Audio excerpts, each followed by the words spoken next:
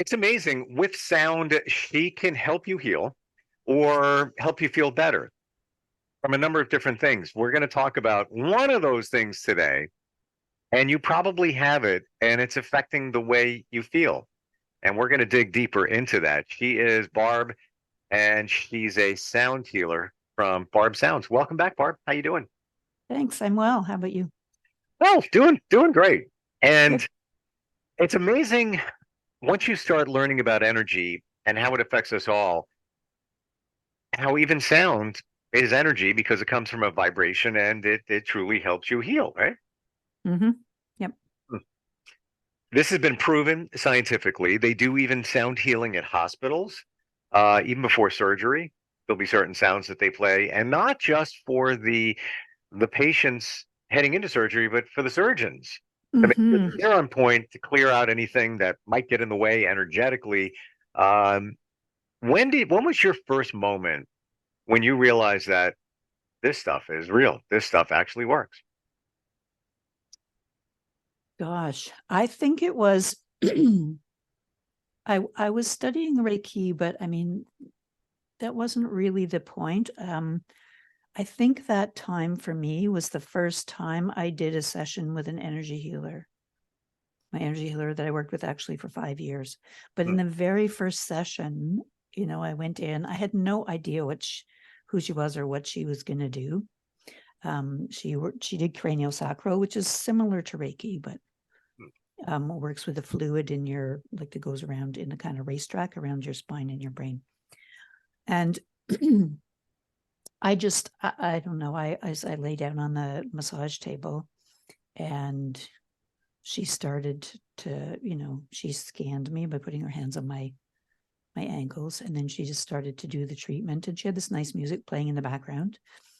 And it was crazy. Like, I hadn't known what to expect, but I was lying there and I could all of a sudden feel like all of the energy in my body. I could feel my chakras spinning around.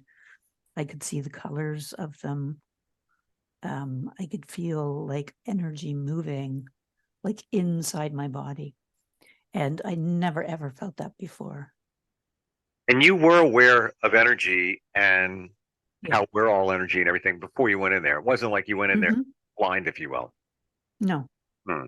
no, I didn't know too much about energy healing. I mean, I knew about energy, but I didn't really know how amazing it was to heal with energy. I was starting to learn that in Reiki, Yep. when I was training to do Reiki.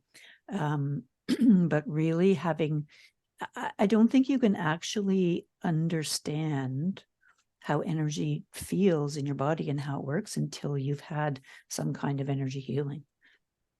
I Like agree. whether it's Reiki or, like, I had to have that.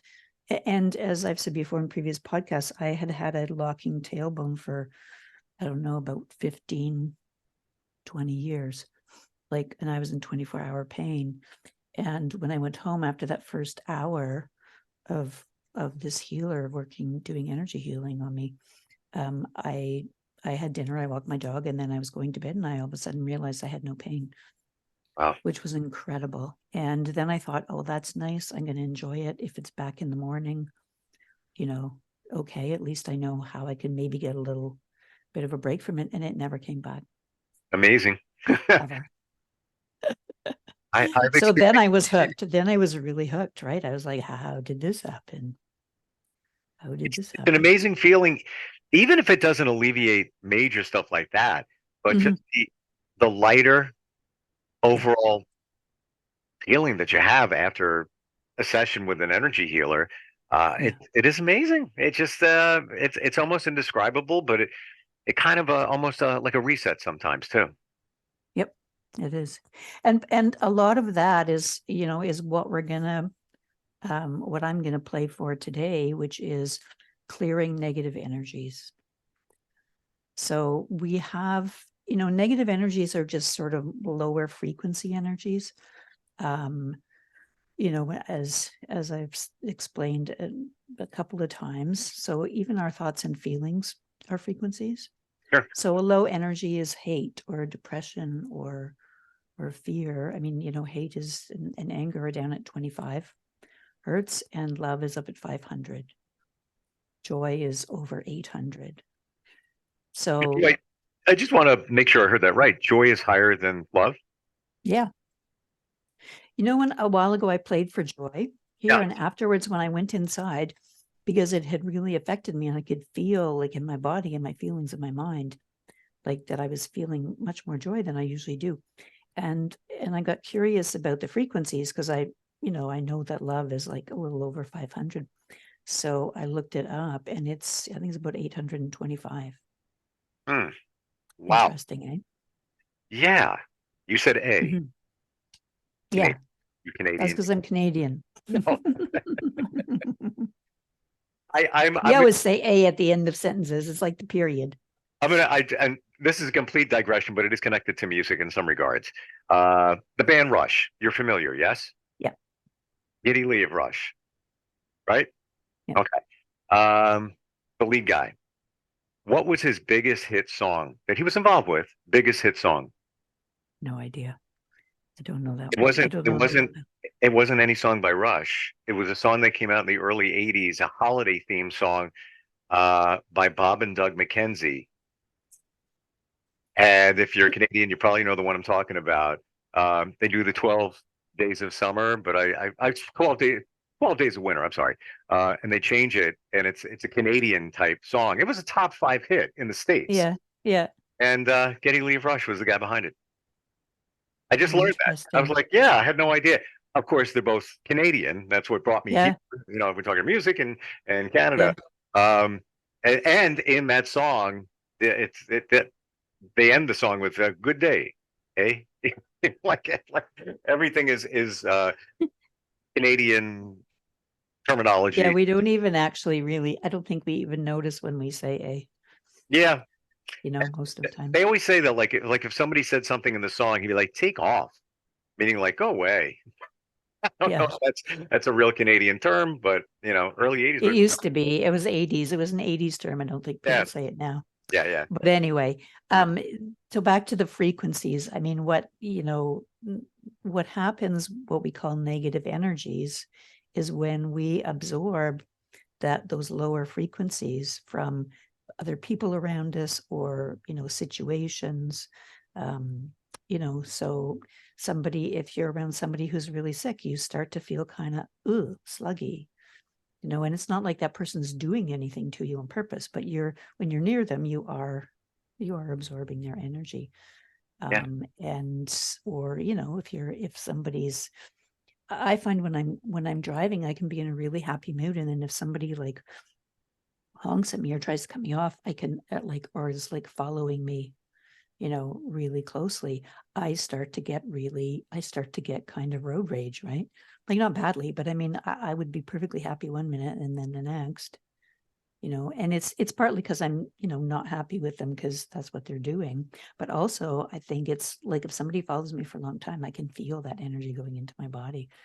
And we don't have a lot of ways to let that go, to get that out. And that's one of the things that sound healing does in almost every sound healing session that I do. Part of the healing, no matter what the intention is for the person, for healing, it will include releasing, or clearing negative energies in your body. I believe I experienced something like this today.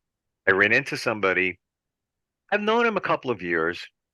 I've hung with him, with a group of people from time to time. He's a little toxic. That's all I'm going to say.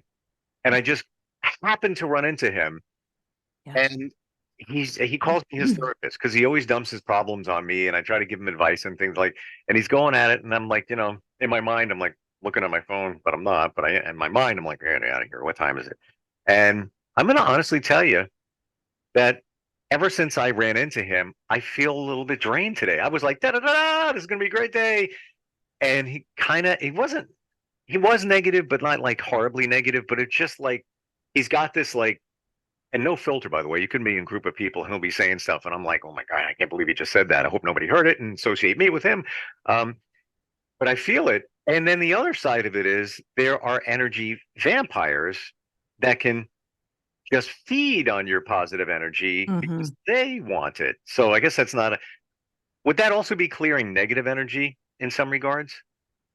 Yes, definitely. Wow. Okay. Definitely, because when somebody is near you who is an energy vampire, means that they have so much lower frequency energy in themselves, like in their body, in their mind, in their thoughts, feelings, and in their energy, bodies, that they're basically they're basically taking any kind of light and higher frequencies that you have. Wow. So then that drains you too, right?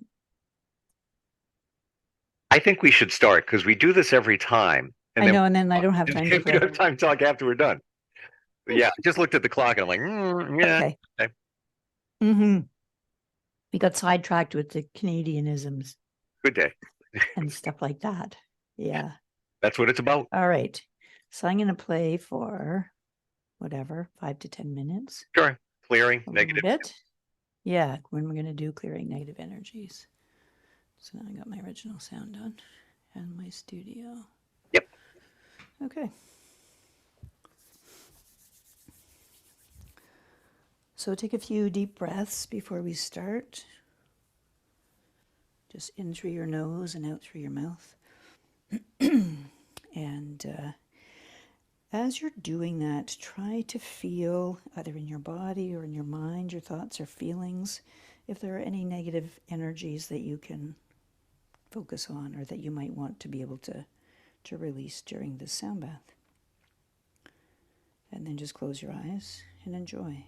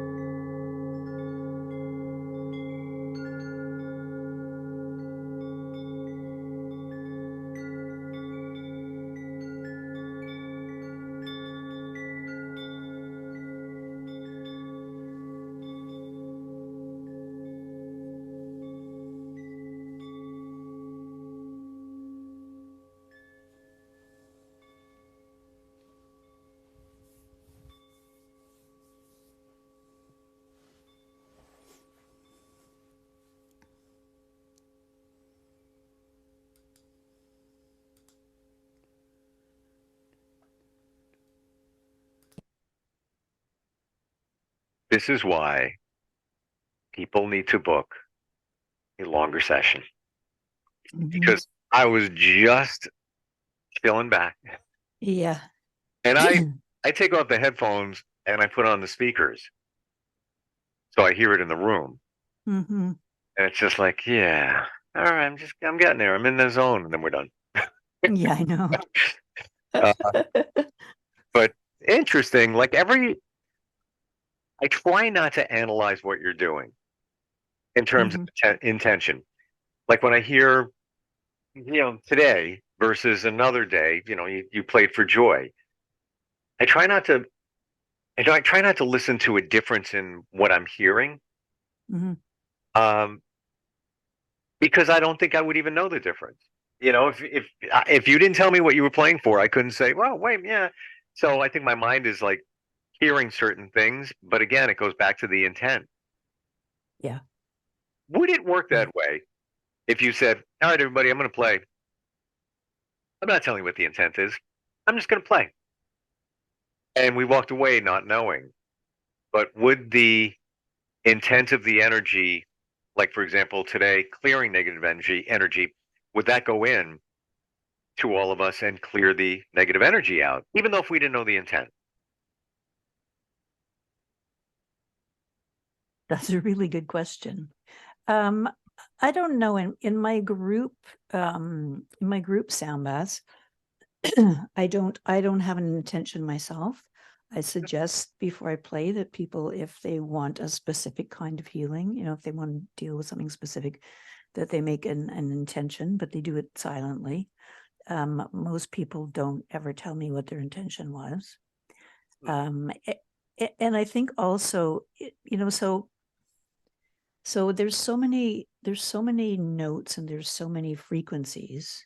Let's call them frequencies, right? Because that's what we're talking about. There's so many frequencies which we hear as like a gazillion notes, and they're almost, sometimes we can't even hear some of them because they're all mixed in with the other notes. Like if they all just kind of blend. Like when I'm playing the singing bowls, at the beginning, when I hit each one of them, you can hear the specific, the kind of major frequency of that bowl, right? And then all the harmonics. But then after, when they're all playing, it just sounds like one big bowl. Same with when you're playing the gongs, right? When I'm playing a couple of gongs together, you can't really distinguish between the two. And so I think intentions help people to um, focus on a particular, way the energy is working in their body. So if people are listening to this, to me playing today, like you are, and everybody who's live, and then people who are listening to the recording, because we've said that the intention is clearing negative energies, people are going to be more open to that, right? And so that will happen for them. But people can go into a sound healing, thinking that they want to deal with X, and instead Y and Z happens. Because sometimes we don't know, sometimes we want to heal something, but that means to get rid of it, or, and that just doesn't work. Or sometimes we're focused on one thing, but there's like something else over here, right, that we really need to deal with first. It's like when I was, when we were talking about anger and hurt, if you don't deal with the hurt, you can't reduce the anger. So what happens in that sound bath, I can be playing for anger, but then, if people are open to it, then the frequencies that are causing them to feel hurt are also going to change. So I just got a thought that when you play, like somebody does Reiki, I've always understood that the energy goes in and just goes where it needs to go. Yeah. So maybe this is kind of the same thing. Yeah. The intention is nice because Mhm. it's almost, I don't know, best analogy I can have here is like you're firing a shot. Uh, if you have an intent, you know where you want the target to go. Where the bullet or whatever, it's going to go there. Yeah. If you don't, you're just playing, and it's still going to heal, but it's not going to be as focused for that one certain thing. I might internalize, hey, maybe I need to heal from anxiety, and then somebody else needs to heal from stress or depression or whatever it is. it's going to get in there and get the job done. Yeah. It's like Reiki. Yeah. And it will, because what it's doing is, the sound healing is going to every part of your body. It's affecting your thoughts and your feelings, and it's also going to your various energy bodies. So your aura and your chakras and all of those things, Sure. the meridians and everything, and it is flowing to where it needs to go. And it doesn't have to be a different sound that the gongs or bowls are making, because it can be flowing through you and where it's got to go for you, right? Like how your shoulder felt better like a couple podcasts ago when I wasn't playing for pain or like people's shoulders to get a bit better. But that's what you're being, right? And receiving those fundamental, like those frequencies. And then they were in training that part of your body that needed like some relief. So, it's we can't really think in our head what is going to happen in our body, in our energy field before. And I think because the instruments play completely differently every time. Sure. So it's not like you can attach, like you can't say, oh, well, this note or this chord is, people talk about how the minor chords and the major chords when you're playing piano or guitar or something affect you differently, right? And people tune their, like some people tune their guitars to 432 instead of 440, and supposedly that's more healing, and it's it's softer and it's more emotional and all that kind of thing. I find that, like, I sing completely differently when I tune my guitar to 432 than when I'm singing. I didn't know you play guitar. I do, but not in front of people. It's my private thing I do for me, but. And I want to go back to it. I never could play in the first place, like, but I respect people, and that play any instrument really. We're out of time. So how do we jump in the bath?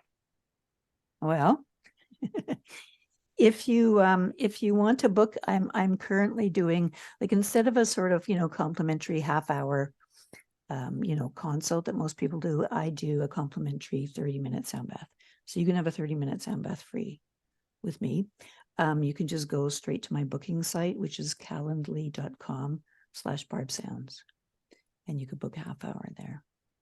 And then you jump in. Like, there's really no other way to learn about sound healing and how it's going to work for you than to actually just come and do one with me. Yeah. And bottom line is, see how you feel afterwards. Yeah. And then go from there.